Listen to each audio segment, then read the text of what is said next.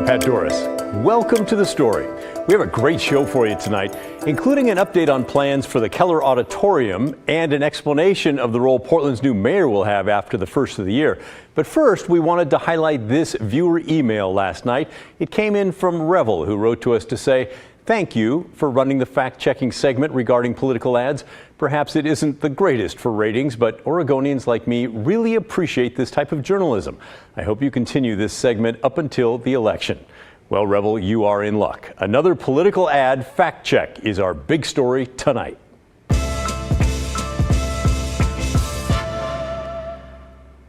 Last night, we took a look at an attack ad aimed at Janelle Bynum as she tries to win a seat in Oregon's 5th Congressional District.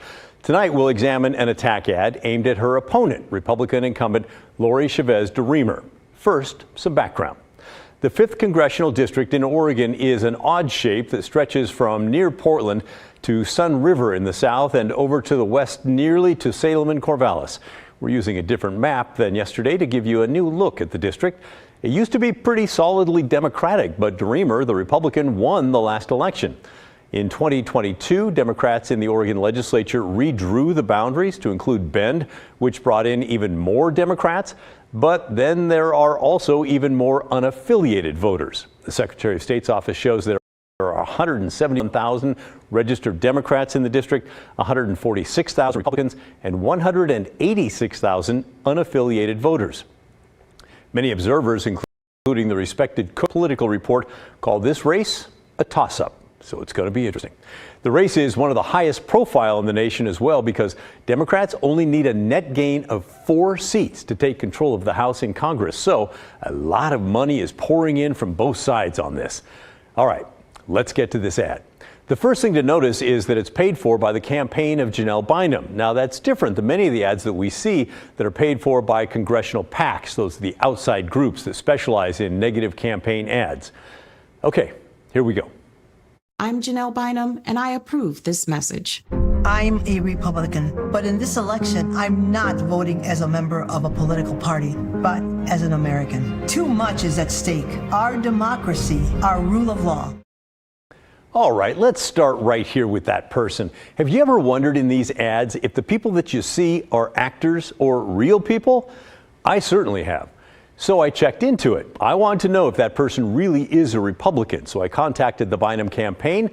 And you know what? They shared her name with me. And yes, she is a Republican and does live in the district. So thanks for sharing that. And yes, that is accurate. She is.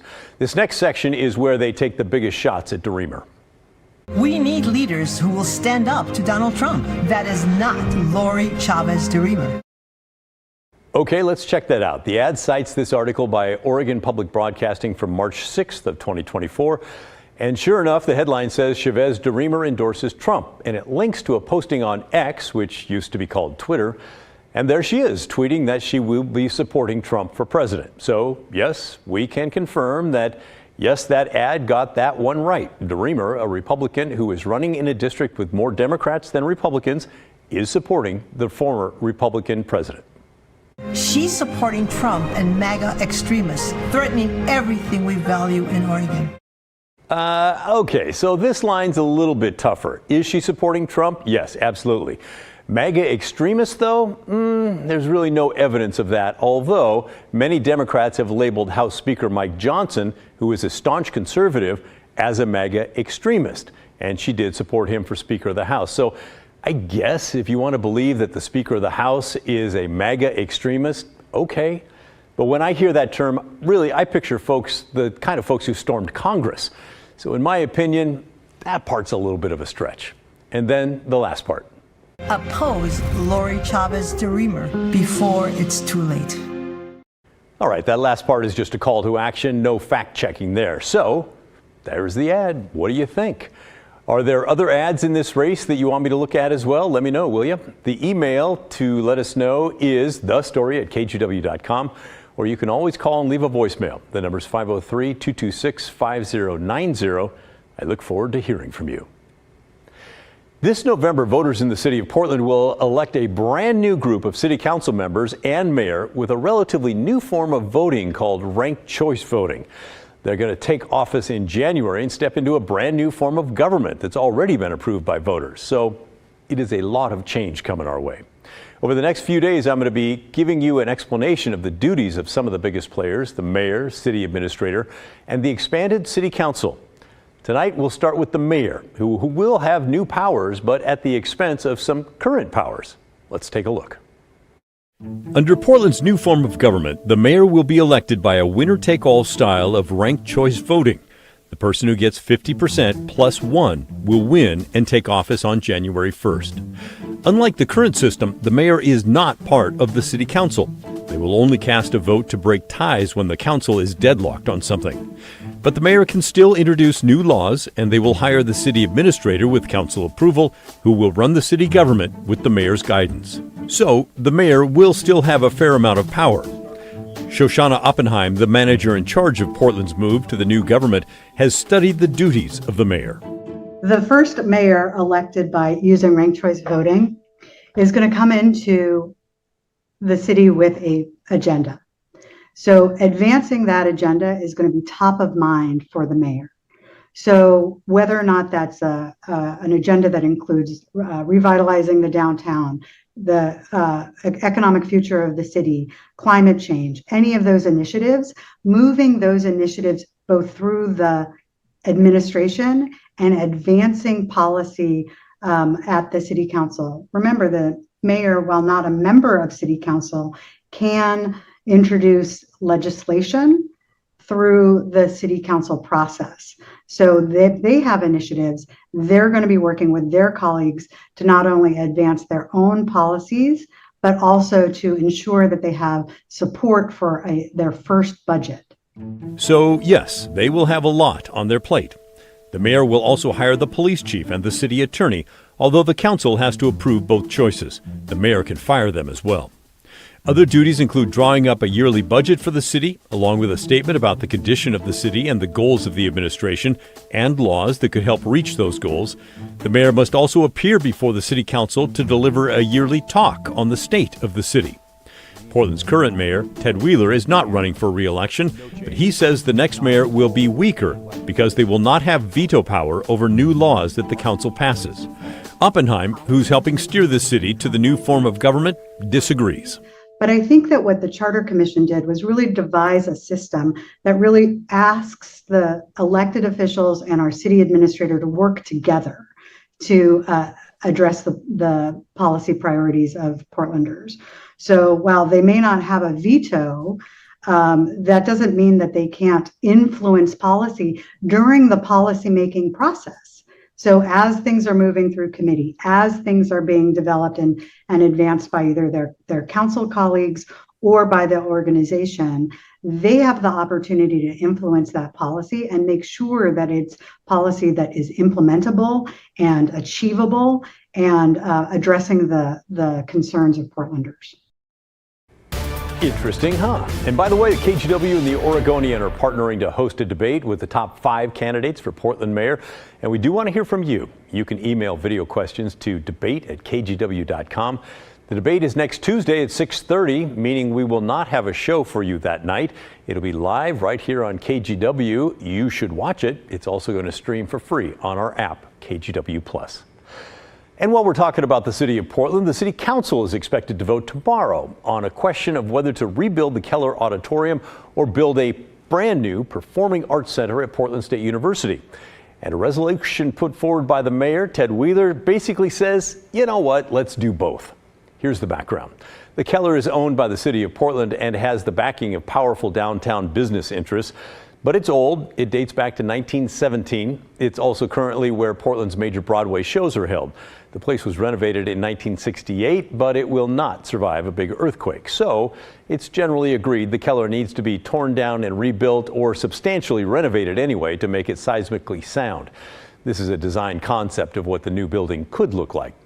As the city studied the issue, they asked for proposals from others, and Portland State said, yeah, we'd like to build a new performing arts center on our property. This is one of their design images. They also want to build a hotel and a conference space.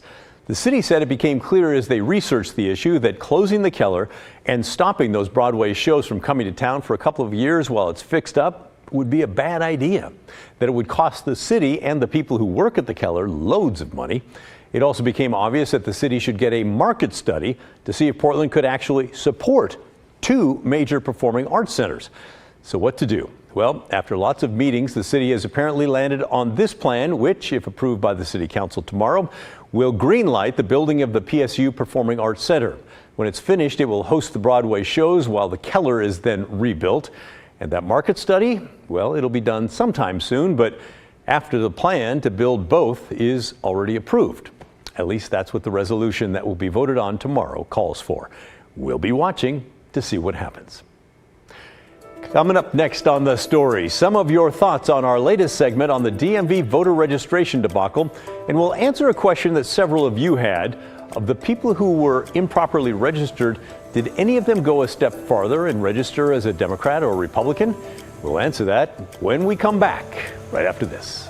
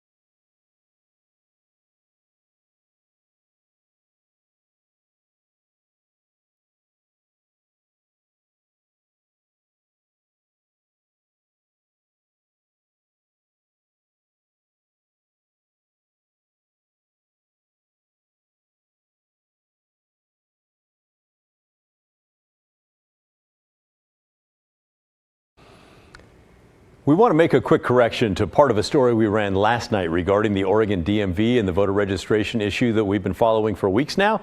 I interviewed the DMV administrator, Amy Joyce, yesterday and asked her a variety of questions about the problem. If you missed our segment, you should check it out. It's posted now on the KGW YouTube channel. But in our setup to that interview, we showed you this graphic regarding the total number of registered voters in Oregon and the number of people so far who were found to be registered in error. The percentage that number represents is wrong, and we apologize for that error. It should be 0.05%, or in other words, 0.05%, which is still, a really small number, but not as small as originally reported. We'd like to thank Mark and Walter and several others who were quick to email us last night to tell us about that. It shows that you're paying close attention, which we appreciate. It's also a reminder of how bad I am at math. It also brings us to this question that came in from Mike, who wrote, have you looked at the number of errors made compared to the total number registered while getting a new driver's license? The comparison I saw was made with the total number of registered voters in the state, most of whom did not register to vote through the DMV. The error rate of the DMV will be much higher. Wow, what a great question, Mike. All right, here's your answer with our math triple check this time. According to the Secretary of State's office, just over 766,000 people have registered to vote through the Oregon Motor Voter Program. That means the 1,561 registered in error represents 0.2%. So still a fraction of 1%, but indeed 4 times higher than the 0.05% of total registered voters. And yes, to those of you out there who are yelling at your screens right now, I know it's not so much about the numbers as about our feelings on the integrity of the system. Now, let's get on to a few of your thoughts from the DMV story last night. Tom wrote in to say the voter registration snafu may only be 0.05% of the total amount of voters in Oregon. However, we all know it only takes one vote to change the outcome of an election. Elections must be fair and accurate. I totally agree. We also heard from several of you who asked the same question as Steve.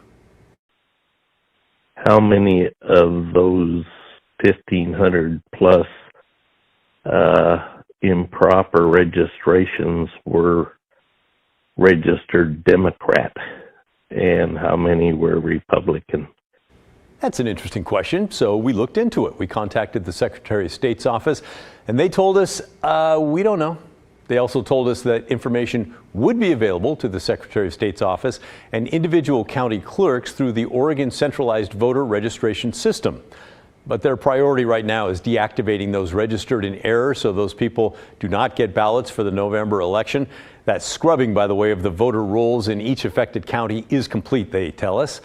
We followed up with the Secretary of State's office and asked if they plan to do an analysis to see which party those folks may have registered with, and they said, no, not at this time. What the Secretary of State's office did tell us was that they would expect the vast majority of those registered in error would be unaffiliated, and here's why.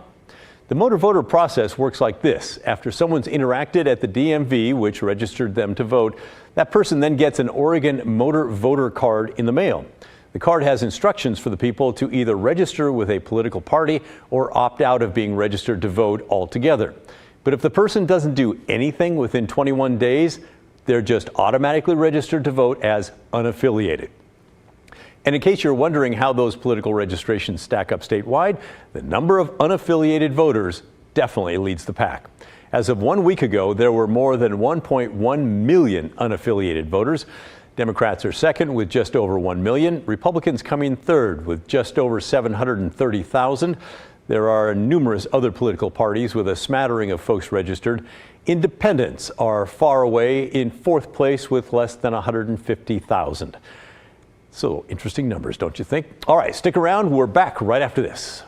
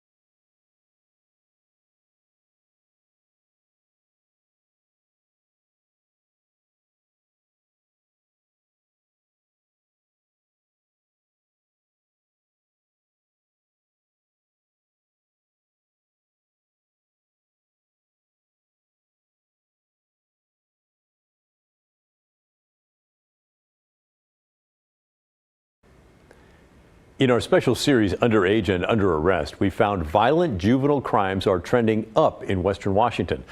Tonight, we go behind the scenes of the juvenile justice system to find out why many of the same young people are committing serious crimes over and over again. And while some of the data is focused on the Seattle area, there are themes and possible solutions that apply to all of our communities. Jim Nelson shows us what's working and what is not. Like clockwork, kids and teens are paraded before a judge. A snapshot of time in the juvenile justice system. A group of kids looking for homeless people to beat into serious injury. A small sampling of the roughly 750 cases that cycle through the King County Juvenile Courthouse each year. Kids barely 14 up to 16 accused of armed robbery, stealing cars, and violent attacks. The numbers show a troubling trend. This year in King County, nearly 500 juveniles have been locked up. We're talking about more serious crimes. According to Chief King County Juvenile Prosecutor Jimmy The Hung, numbers aren't great. I think they're somewhere around 51%. of the 500 in jail, more than half come back. There's a general belief that 10% of the kids cause 90% of the problems. By comparison, when prosecutors keep juveniles out of the formal court process and instead send them to what's called diversion programs for help in the community, those kids fare much better, with 10% in King County, not 50, reoffending. How can we use our system, use the court system to identify what are the risks and needs of these young people? King 5 has analyzed data from our 3 most populated counties and found juvenile crime, especially serious crime, is on the rise. In King County, crimes committed with weapons are climbing, with 2024 on pace to exceed pre-pandemic levels. All right, now. Among the county's frequent flyers is 16-year-old Tyshawn Pinckney of Kent. It was hard. He and his dad say the trouble began during the pandemic. I was always getting bored at home, and I was just like, you know what, I just want to go out. And then I found this, I had this one friend, and he was just bad, you feel me? And so, I started to hang out with him more. He encouraged me to sneak out and don't come home, just run away and stuff. I did some really dumb stuff, and I got caught up. He's not quite sure if he was 12 or 13 when he had that first run-in, or even how many times he's been The arrested. very first charge was a misdemeanor. It was a traffic violation or something. His dad, Jerry, guesses he's been in custody at least 10 times in roughly 4 years. No parent wants to hear their child being arrested, so it was heartbreaking. I was hoping that, that can never happen again. It shouldn't happen again. But it kept happening, and the crimes grew more serious. Theft of motor vehicle, robbery, and then, honestly, I don't even remember. In and out of juvie, where Tyshawn says the treatment didn't seem therapeutic, but more of a punishment, with shame and boredom at the center of his days. Some of the people in there treat you like you're nothing. You know what I'm saying? They treat you like an animal. When you're in there, it's kind of depressing. And you just have to, you just look at some walls all day. King County says they work hard to enrich the kids' lives in custody. There's school, a new music program, classes on independent living, substance abuse help, therapy dog programs, and more. All that costing the county about $800,000 per year, yet the recidivism rate isn't budging. Certainly it's not perfect, it's not a science, but a lot of what we're trying to do is embed a lot of these resources in the community, because it's great that the court has an ability to respond to it, but we're only here during court hours. Plea of not guilty. Young people need to be held accountable. They need to be kept within boundaries. King County Council member Reagan Dunn is an outspoken advocate for holding juveniles more accountable. You give them a lot of rope to do the things, but if they're messing up, you got to tighten the reins. For decades, there's been a bitter battle over what to do with juvenile offenders in King County, including whether or not to lock them up at all. Soon after the new detention center opened in 2020, the county executive advocated closing it down. Councilmember Dunn? Aye. Councilmember Dunn led the effort to squash that idea, with the full council voting last month to keep the facility open. Closing the jail would have been catastrophic for recidivism in this community, and it would have been flat out dangerous and irresponsible to the citizens in our county to close it and send those kids back essentially out on the street. Having my son go through that. Back in Kent, Tyshawn has been out of the system for nearly 2 months now, his longest stretch since his first run-in. I got a little brother, so it's just and he looks up to me, so it's and he's kind of like me, so it's dang, I got to be there for little bro. But the numbers prove many fail to break through. Is the juvenile justice system working? It's working as best as we can. We're like the ER. Like, people come to us in crisis, and we may not be able to save everyone and fix everybody. And that doesn't mean that the ER is failing or not doing their job. It might mean that the people that are showing up are too damaged. It might require us as a community to figure out why are so many people coming to the ER in the first place. The question everyone in the system is trying to answer, and the clock is ticking. Tomorrow night on The Story, we'll wrap up this three-part series by looking at ways at-risk kids are getting the help they need to stay out of custody and to stay in school. In the meantime, that's the end of our show. Thanks so much for watching. And remember, The Story, our collective story, well, that never ends. It just goes on and on. For those of you watching online, we'll see you the next time, however you find us. And for the rest of you watching live, the good stuff's coming your way next. I'll see you right back here tomorrow night at 6:30. On our way out, we'll give you a tour of some of our sky cams as we look out the window this beautiful Oregon evening. Good night.